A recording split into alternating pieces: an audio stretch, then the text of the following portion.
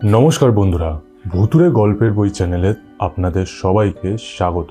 আজকে আমি আপনাদের এমন একটি গল্পের ব্যাপারে বলতে চলেছি যেটি শোনবার পর আপনাদের নতুন কোনো অফিসে জয়েন করতে বা আপনাদের পুরনো অফিসেও জব কন্টিনিউ করতে ভয় লাগতে পারে। আর গল্পটি যদি পুরো মন দিয়ে শেষ পর্যন্ত শুনে নেন তাহলে আপনাদের আজ রাতের ঘুম উড়ে যাবে।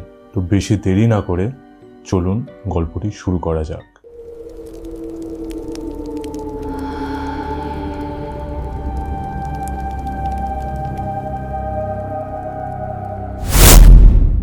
নমস্কার, আমি রৌনিক সাহা আপনাদেরকে আজ সত্যিকারের এমন একটি ভুতুড়ে গল্প শোনাতে চলেছি যেটি খুবই ভয়ঙ্কর এবং খুবই কষ্টদায়ক। তো গল্পটি মন দিয়ে শুনবেন। গুরগাঁওয়ে বসবাস করা একটি মধ্যবিত্ত পরিবারের ছেলে হলো গৌরব, যে নিজের পড়াশোনা শেষ করে একটি চাকরি পাওয়ার জন্য চারিদিকে ইন্টারভিউ দিয়ে বেড়াচ্ছিল। হঠাৎ করে তার একটি চাকরির ইন্টারভিউর জন্য কল আসে, যে অফিসটা গুরগাঁওতেই ছিল। গৌরব ইন্টারভিউতে পাশ করে আর এক সপ্তাহ পর তাকে জয়নিং লেটার দেওয়া হয়। গৌরব এক সপ্তাহ পর অফিসে যাওয়া শুরু করে। অফিসের বিল্ডিং এর নাম হচ্ছে বিল্ডিং নাম্বার 777। গৌরব ওখানে কোনো কিছু অসুবিধা ছাড়াই 1 মাস টানা জব করতে লাগে। সেখানে তার অনেক বন্ধু বান্ধব হয়, কিন্তু একটা আশ্চর্যকর বিষয় ছিল, অফিসটির মধ্যে হাইয়েস্ট 7th ফ্লোর ছিল, কিন্তু অফিসের সমস্ত কাজকর্ম 6th ফ্লোর অবধি হতো। 7th ফ্লোরে কেউই যেত না। ইনফ্যাক্ট অফিসের বস সবাইকে স্ট্রিক্টলি মানা করে দিয়েছে যে 7th ফ্লোরে উঠতে না বা যেতে না অ্যাট এনি কস্ট। গৌরবের অফিসে নাইট ডিউটির প্রচলন ছিল, তো সুতরাং অনেককেই নাইট শিফট করতে হতো। 7th ফ্লোর থেকে অনেক রকম অজানা আওয়াজ এবং কি অনেক কিছু পড়ে যেতে, মানে জিনিসপত্র আসবাবপত্র পড়ে যাওয়ার আওয়াজও অনেকে শুনতে পেয়েছে, কিন্তু কেউ সাহস করে যায়নি বা বসের বলার রুলস ভাঙেনি। এরকমই একদিন অমাবস্যার রাতে গৌরব অফিসের নাইট ডিউটি করছে। কাকতালীয়ভাবে গৌরব যে ফ্লোরে ছিল, অর্থাৎ 6th ফ্লোরে, সেখানে পুরো করিডর এবং পুরো ডিপার্টমেন্ট খালি ছিল। গৌরবের একা পোস্টিং ছিল সেখানে সেদিন, আর বাকিরা তার নিচের ফ্লোরে কাজ করছিল। গৌরব যখন একা নিজের ডিপার্টমেন্টের ভেতরের রুমে কাজ করতে থাকে, তখন হঠাৎ করে গৌরব উপরতলা থেকে কিছু পড়ে যাওয়ার আওয়াজ শুনতে পায়। গৌরব যেহেতু একা ছিল সেই জন্য প্রচণ্ড পরিমাণে হকচকিয়ে যায়, কিন্তু গৌরব নিজেকে শান্ত করার চেষ্টা করে, চোখে মুখে জল দেয়, একটু চারিদিকে ওই করিডোরের আশেপাশে একটু হেঁটে বেড়ায়, তারপর এসে আবার নিজের ডেস্কে বসে কম্পিউটারের সামনে কাজ শুরু করে। রাত 1টা বাজে। ঠিক তখনই হঠাৎ করে গৌরব শুনতে পায় উপর তলা থেকে কোনো এক মেয়ের গলায় কেউ চেঁচাচ্ছে। প্রথমে আওয়াজটা খুবই আস্তে আসছিল, কিন্তু ধীরে ধীরে আওয়াজটা বাড়তে থাকে। কিছুক্ষণ পর গৌরবের এমন লাগছিল শুনতে যে কেউ তার কানের কাছে এসে যেন খুব জোর কাঁদছে।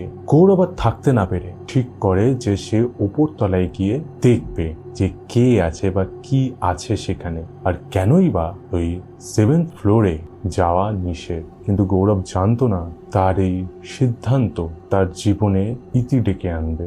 গৌরব সাহস করে 7th ফ্লোরে ওঠে, আর অদ্ভুতভাবে সেদিন ওই করিডরে, যেরকম আমি বললাম প্রথমে, কেউই ছিল না। তো গৌরব সিঁড়ি দিয়ে 7th ফ্লোরে ওঠে। গৌরব দেখে যে গোটা বিল্ডিং এ 6th ফ্লোর অব্দি লাইটস জ্বলছে, কিন্তু 7th ফ্লোর ঘুটঘুটে অন্ধকার।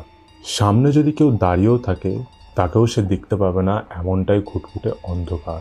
গৌরব নিজের ফোনের টর্চ লাইট অন করে। টর্চ লাইট অন করে দেখে যে 7th ফ্লোরে টোটাল 7টা রুম রয়েছে, কিন্তু 7টা রুমের মধ্যে 6টা রুম খোলা আর 7 নম্বর রুমটা বন্ধ। গৌরব শুনতে পায় যে ওই রুমের ভেতর থেকে কেউ একজন খুব আস্তে গলায় কাঁদছে, হাসছে, আর হঠাৎ করে তার কাঁধে নিঃশ্বাস ফেলার শব্দ সে শুনতে পায়। এই সমস্ত কিছু ফিল করার পর গৌরব খুবই ভয় পেয়ে যায়, কিন্তু গৌরব সাহস জুগিয়ে জানার আগ্রহ নিয়ে সেই দরজা ধারাম করে খুলে দেয়। আর খুলেই গৌরব দেখে যে সেখানে এমন এমন জিনিসপত্র রয়েছে যেগুলো একটা বসের ঘরে, কোম্পানির বসের ঘরে থাকার কথা। ডেস্ক রয়েছে, কম্পিউটার রয়েছে, ফাইল রাখার আলমারি পর্যন্ত রয়েছে, চেয়ার্স রয়েছে, কিন্তু সেইগুলো কেউ ইউজ করে না। সেগুলোতে রীতিমতন ধুলো পড়ে গেছে। কিন্তু অদ্ভুতভাবে সেই ঘর থেকে একটা পচা গন্ধ বেরোচ্ছিল। ঘরটি বাইরের বাতাবরণের থেকে অতিরিক্ত ঠান্ডা। হঠাৎ করে গৌরব অনুভব করে তার পেছনে কেউ দাঁড়িয়ে আছে। গৌরব যখন পেছন ঘুরতে যাবে তখনই গৌরব ফিল করে যে তার কাঁধে কেউ হাত রাখলো। হাত অতিরিক্ত ঠান্ডা। গৌরব বুঝতে পারে এটি কোনো নর্মাল মানুষের হাত না, সে কোনো না কোনো প্রেতে ট্র্যাপে পড়েছে। গৌরব তবুও সাহস জুগিয়ে পেছন ঘোরে আর দেখে যে একটি অদ্ভুত, একটি ভয়ঙ্কর দেখতে মহিলা দাঁড়িয়ে আছে। মেয়েটির একটি চোখ নেই, সেই চোখ যেন কেউ খুবলে নিয়েছে। তার সেই চোখের ভেতরে পোকামাকড় বেয়ে বেড়াচ্ছে আর অপর একটি চোখ পুরো লাল হয়ে আছে। মেয়েটি প্রায় 8 ফুটের কাছাকাছি লম্বা আর সারা শরীর যেন পচন ধরে আছে। এমন একটি রূপ নিয়ে গৌরবের সামনে সেই মেয়েটি দাঁড়িয়ে। সেই প্রেতটি কোনো কিছু গৌরবকে না জিজ্ঞাসা করে বা না বলে গৌরবের ওপর হাবি হয়। গৌরবকে রীতিমতো ধরে টর্চার করা শুরু করে, চুলের মুঠি ধরে এই দিক থেকে ওই দিক ঘিঁচতে থাকে। গৌরব অসম্ভবভাবে চেঁচাতে থাকে গোটা ঘরে, কিন্তু অদ্ভুতভাবে নিচের ফ্লোরে গৌরবের কোনো রকম চেঁচানোর আওয়াজ পৌঁছাচ্ছিল না। গৌরব সেই প্রেতটিকে হাত জোর করে অনুরোধ করে তাকে ছেড়ে দেওয়ার জন্য, কিন্তু সেই প্রেতটি রাগে গৌরবকে মারার চেষ্টা করে।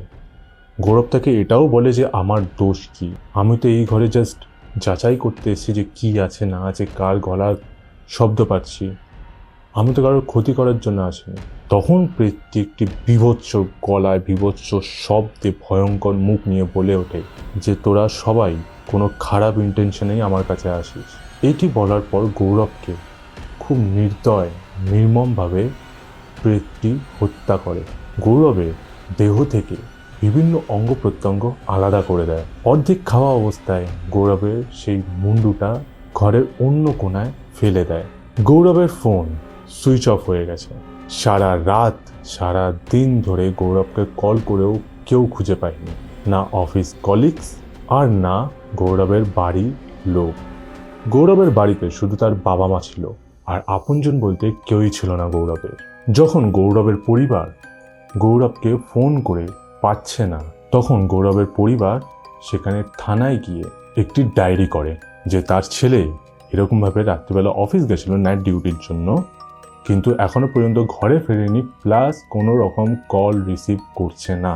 পুলিশ এই কেসটা পাওয়ার পর সেই বিল্ডিং নাম্বার 777-এ গিয়ে পৌঁছায় এবং গোটা বিল্ডিং জুড়ে খোঁজ তল্লাশি নিতে থাকে। খোঁজ তল্লাশি নেওয়ার পর সবার কাছে একটা কথাই শুনতে পায়, সেই 7th ফ্লোরের কথা। পুলিশ গোটা টিম নিয়ে সেই 7th ফ্লোরে পৌঁছায়।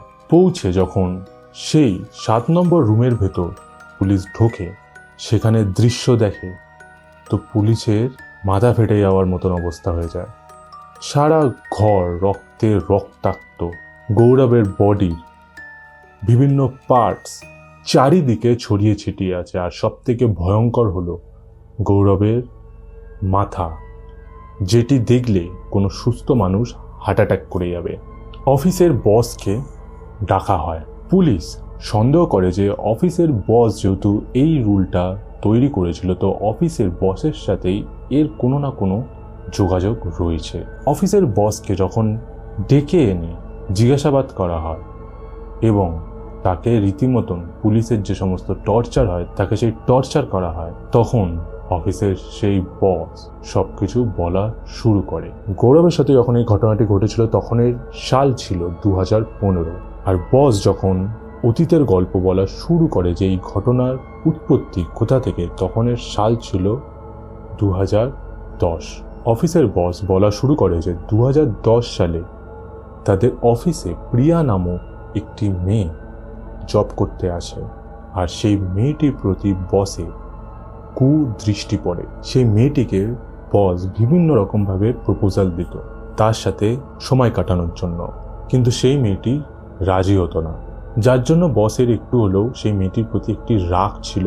বেসিক্যালি বসের ইগো হার্ট হয়েছিল। একদিন নাইট ডিউটি চলাকালীন বস সেই মেয়েটিকে নিজের ডেস্কে ডাকে, অর্থাৎ নিজের রুমে ডাকে, যে রুমে গৌরবের সাথে এই ঘটনাটি ঘটেছিল। বসের সামনে সেই প্রিয়া নামক মেয়েটি যখন আসে তখন বস তাকে বিভিন্ন রকমভাবে প্রপোজাল দেয়, কিন্তু মেয়েটি কোনো রকমভাবেই বসের প্রপোজালে পা দিচ্ছিল না। অতএব বস একটি অন্তিম অফার মেয়েটিকে দেয়, যদি সে বসের সাথে রাত কাটায় তাহলে তাকে কোম্পানির ম্যানেজার করে দেওয়া হবে এবং তার স্যালারি প্রচণ্ড বাড়িয়ে দেওয়া হবে। কিন্তু তাতেও যখন মেয়েটি রাজি হয় না তখন বস নিজের ইগোতে এসে সেই মেয়েটির ওপর জোর জুলুম করে, তাকে হেনস্থা করে এবং যত রকমের কুকর্ম হয় সেই মেয়েটির সাথে বস সেই রাতে করে। অফিসের বস প্রথমেই প্ল্যান করে রেখেছিল মেয়েটিকে এরকমভাবে হেনস্থা করবে, যার জন্য 6th ফ্লোরে সেদিনকে কারোর ডিউটি দেয়নি, শুধু এই মেয়েটির একারই ডিউটি ছিল, যার জন্য মেয়েটির আসতে কোনো রকম অসুবিধা হয়নি বা কাউকে না জানিয়েই বসের কাছে এসে গেছিল। মেয়েটিকে এমন মারে বস যে মেয়েটি অজ্ঞান হয়ে যায়। 1-2 ঘন্টা পর যখন মেয়েটির জ্ঞান আসে তখন রীতিমতো মেয়েটি বসটিকে থ্রেট দিতে লাগে যে আমি আপনার ব্যাপারে সবাইকে জানিয়ে দেবো, ইনফ্যাক্ট পুলিশের কাছে গিয়ে কমপ্লেন করবো যে আপনি আমার সাথে কি কি করেছেন। বস এতে আরও মাথা গরম করে তাকে খুন করে দেয়, তার মাথা থেতলে দেয় আর তার রুমে থাকা একটি আলমারির ভেতর তার বডিকে ঢুকিয়ে দেয়। একমাত্র বসই সেই রুমে তারপর থেকে থাকতো। কোনো ইন্টারভিউ হলে বা কোনো রকম অফিসিয়াল কাজবাজ বা কেউ কিছু জিজ্ঞাসা করতে আসলে বস সেই রুমে কাউকে অ্যালাউ করতো না, বরং অন্য কোনো রুমে তাকে শিফট করিয়ে ইন্টারভিউ নেওয়া বা কোনো রকম মিটিংস অ্যাটেন্ড করা এগুলো করতো। 1 মাস পর বস ফিল করে যে তার রুমে কোনো রকম এন্টিটির আবির্ভাব হয়েছে। তাকে রীতিমতন জ্বালাতন করা, তাকে বিভিন্ন রকম শব্দ শুনিয়ে ভয় পাওয়ানো, এগুলো ওই রুমের ভেতর হতে থাকে। একদিন বস রাত্রির তখন 3টে বাজে নিজের ডেস্কে বসে আছে আর বসের টেবিলের সামনে একটি আয়না ছিল। হঠাৎ করে বস অনুভব করে যে তার কাঁধে কেউ নিঃশ্বাস ফেলছে জোরে জোরে, আর তার সামনে টেবিলে রাখা আয়না দিয়ে যখন দেখে পেছনে কে, তখন বসের অবস্থা একদম খারাপ হয়ে যায়। যেই মেয়েটির সাথে তিনি খারাপ আচরণ করেছিলেন, যাকে হত্যা করেছিলেন, সেই মেয়েটি তার পেছনে দাঁড়িয়ে আছে একটি বীভৎস ভয়ঙ্কর রূপ নিয়ে, যা দেখলে একটু সুস্থ মানুষও মারা যাবে। বস তক্ষণে দেরি না করে গোটা 7th ফ্লোর বন্ধ করিয়ে দেয় আর তারপর থেকে নিয়ম হয় সেই 7th ফ্লোরে যাতে কেউ না যায় আর কোনো রকম শব্দ শুনলেও যেন ওপরে কেউ না যায়। বসের যেহেতু প্রচণ্ড হাই প্রোফাইল ছিল সেই জন্য মেয়ের বাড়ির মানুষজনকেও বস চুপ করিয়ে দিয়েছিল আর কেসটি পুরোপুরি ধামাচাপা দিয়ে দিয়েছিল।